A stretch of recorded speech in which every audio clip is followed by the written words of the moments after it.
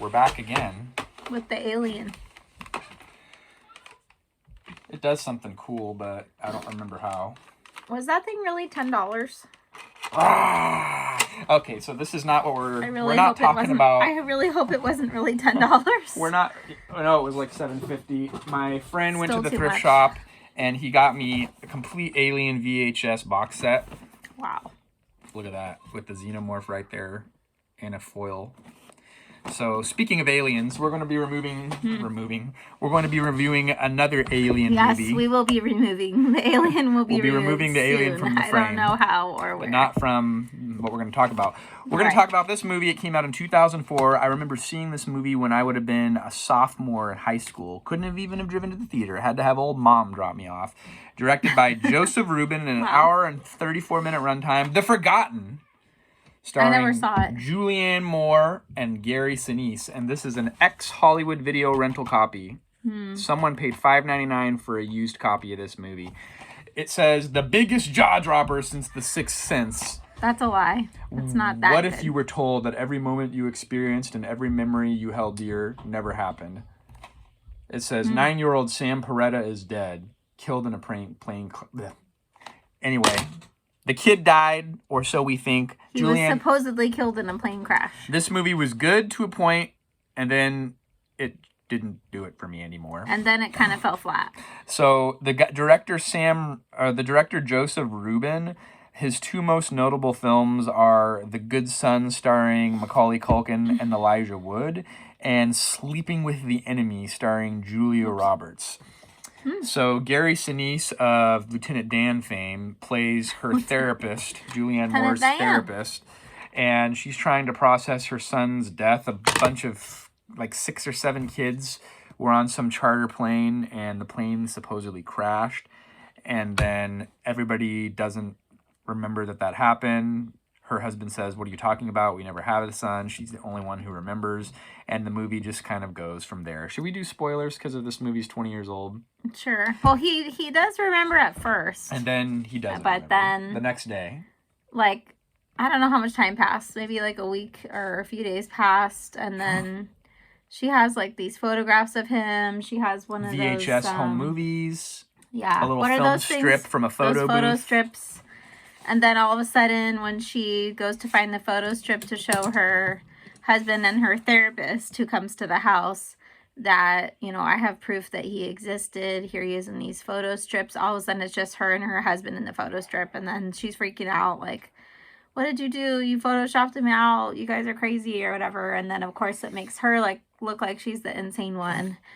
And the husband's like, no, you had a miscarriage a long time ago and you were sad about it. So...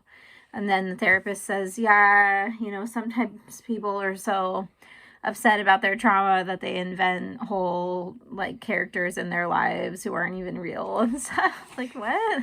It's crazy. And then the NSA is involved, and you think that's when the movie was really good. You're thinking there's some government conspiracy, which in part there was. And then there's this NYPD police detective played by Alfred Woodward, and she's like, I believe you. It's real. Your son really did exist. And everyone else is like, no. They even go to the library and edit newspaper microfilm to remove any information about this plane crash that her son was killed in. And you're like, government conspiracies. And that's when I was really digging the movie. That's when he said he was maybe going to be 4 out of 5. Yeah, so I was moving into the 4 out of 5. And the movie was commercially successful. On a $42 million budget, it grossed $117 million at the box office. Then there's also a soundtrack by James Horner, and then it has a very early 2000s vibe. I like the way they did the editing, and then they kind of did this like bluish, grayish color desaturation, where the color and the light looks a very certain way. Right.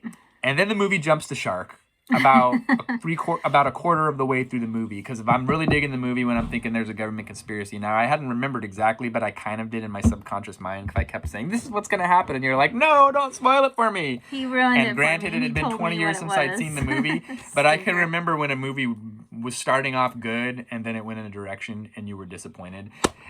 And that's just me personally, right? So I am going to go 3 out of 5 on this movie. Critics hated this movie. They gave it an only 31% Rotten Tomato average.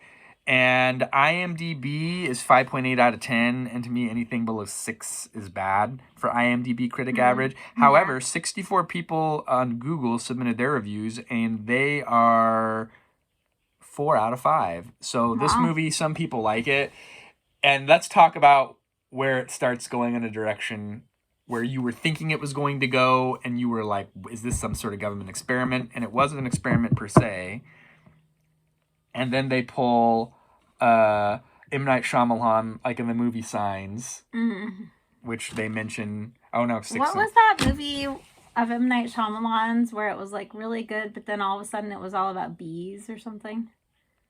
Remember that? Like, it was really interesting, and then all of a sudden it was like something to do with bees, and he just completely lost me. I don't know. What movie was that? The Happening? You don't remember. That's what the one with the killer plants. Yeah, maybe it was The Happening. It was like really, really good, and it built up all the suspense, and then that's kind of how this movie is. It builds up a lot of suspense, but then when you find out what it is that's causing everybody to forget, it's kind of like, oh, it's aliens. It's like in the movie Signs, like we talked about. Well, this is 20 years old. We're going to talk about spoilers here. Spoiler alert! You better I'll put put spoiler alert in case you haven't seen it. It's like you wanted it to be some government conspiracy, some government psyop type of situation. Because that was interesting. And then all of a sudden, they're like, the government's in cahoots with aliens running experiments on a human population. Which is still kind of interesting, but then the way it ends is just like this one particular alien says to Julianne Moore's character, he's just like, everybody else forgot, and this whole experiment was about trying to dissolve the mother-child relationship, and if that could be done. And he's like, and we found out that it could be done, except for you. You're the only one who wouldn't forget about your son, and I want to know why.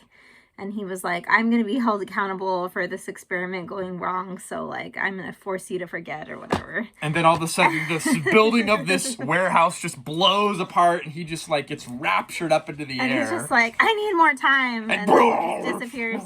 And then the same thing with the same thing happens to the Alfred Woodward and the other guy.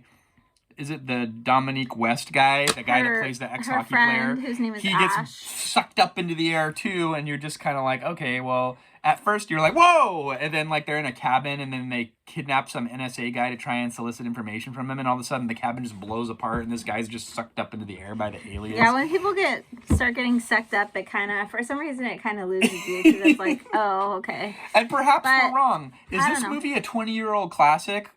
No, or it's is not. it I don't think it's a classic. One-time Hollywood video rental, and then you're just like, why did I just watch When this? it was really good was the part where she went to Ash's apartment, her friend who had a daughter also, and he forgot about the daughter. He's like, I never had a daughter. At first he remembered, and it shows them, like, okay, backtrack. At first, they're, like, on these swings at this park where, like, their kids all used to hang out with them.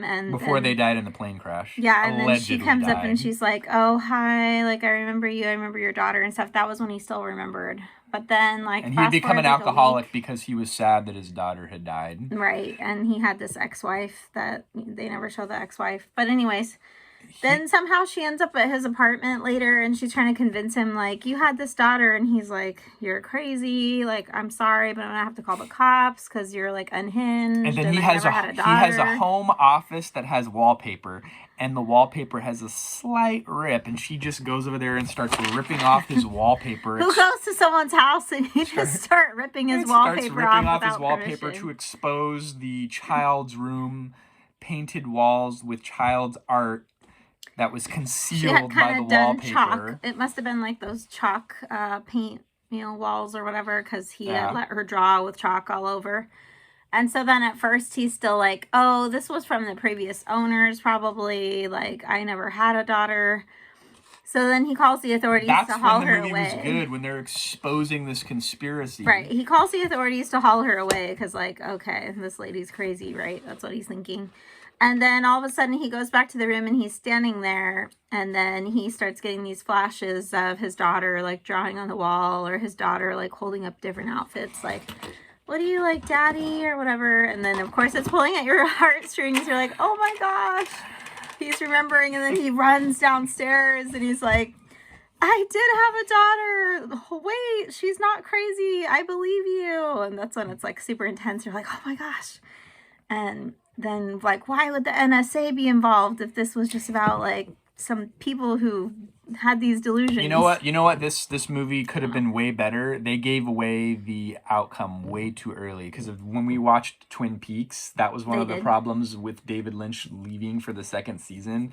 He didn't want them to give away the fact that Leland was the killer of his own daughter. And spoilers for that spoilers too. for Twin Peaks. So it's like, but then the studio's like, we got to give the audience some resolution in the beginning in season 1, and he's like, no, if we give them what they want, then it will lose our relevancy. And this movie kind of did a similar thing. It gave you information too early on, and then you're kind of like, okay, we realized there was kind of a cool part where like the one lady who believed them told the one guy, sorry, this is a terrible description. We're almost running out of battery, so we gotta wrap this up. Told the one bad guy, like, stop, halt, and then she's like, I'm gonna shoot, and then she shoots him in the arm and in the back, and it just kind of sucks back up. Like the T-1000. And so you can tell at that point, like, oh, he's not of this world or whatever, because he's not getting hurt. I'll admit that was kind of cool. Would you agree with special effects? Would you agree with my 3 out of 5? Yeah, I'm 3 out of 5. I think that 31%'s rough. 31%'s unfair. Yeah. I would say this is at least in the 60s or even 70s. It does pull at your heartstrings, like about the kids and stuff. But then at the end, it's like and Julianne Moore's great. Yeah, she's and the guy that played her friend, the Dominique West, was great. Gary Sinise was great. It was a great cast. I just didn't like the direction they took the story. And I kind of didn't like how it ended so easily after he was putting up such a fight, and then all of a sudden he's just like, I need more time, and then everything goes all of back a sudden to the kids are just back like to where they were, and like somehow she runs to this park and she's like, Sam, and then her son's there. And then she sees the Ash guy, the other parent, the and dad he has no recollection. He doesn't remember it at all. And you don't remember? Does she even have the recollection at that point? Yeah, she remembered everything, but she's like, oh, hi, and he's like, I think I've met you before. So he has some distant memory of like this person seems familiar, but it leaves so much unexplained. Like, okay, well, why would he not remember any of this that happened, like this big adventure that they had and trying to run away from these government people and these because the aliens still had some level of control. I guess they were able, maybe that was the whole point, was that they were able to wipe the memories of everybody except for her. So for some reason she had something special about her that she didn't allow herself to forget, but you never find out what it is. So I don't know. I don't know either. I guess maybe that was part of the intrigue. I'm just now thinking about that. Would it change your 3 out of 5 rating though? Well, what do you mean? If I knew why she was special or why she wouldn't? If they gave you more information, or would you still kind of say that the alien plot kind of took your interest and diminished it? And I know this is kind of messed up, but I kind of wanted something romantic to happen between her and she was married to that other guy. But he forgot about her. Like, she saw him on the street, and she was like, hi, I'm your wife. And he was like, I'm sorry, I don't know you. The aliens erased his memory. They made the husband even forget about her. Yeah. So... But assumedly, that's not a word. I'm assuming that by the end, when everything reset, that her husband most likely remembered who she was again also. But they never showed him again. That was the other part to it. They never showed, like, okay, everything's back to normal and the husband remembers her. And the husband was kind of a jerk. I mean... He was like, all right, it's been a long time. He was under the influence of the alien mind control. I know, even when he remembered the son, he was like, all right, like, kind of, you need to get over this. It's been a long time. It's been 14 months. Stop grieving your child's death. Like, what? I will never stop grieving my child. I love my child, you psycho. So this is going to be like a twin review. Our next movie is in a similar vein. 2005, the next year, which I don't have the box, but we're going to be reviewing Flight Plan, starring Jodie Foster. So if you want to see a secondary review that kind of goes in a similar theme, tune in. Until next time. We'll see if it's any better. All right. We will. Bye. We'll give our honest opinion on it. So you know we will. I would say watch it, and I'd like to know your comments down below. Thanks for watching, folks. Bye.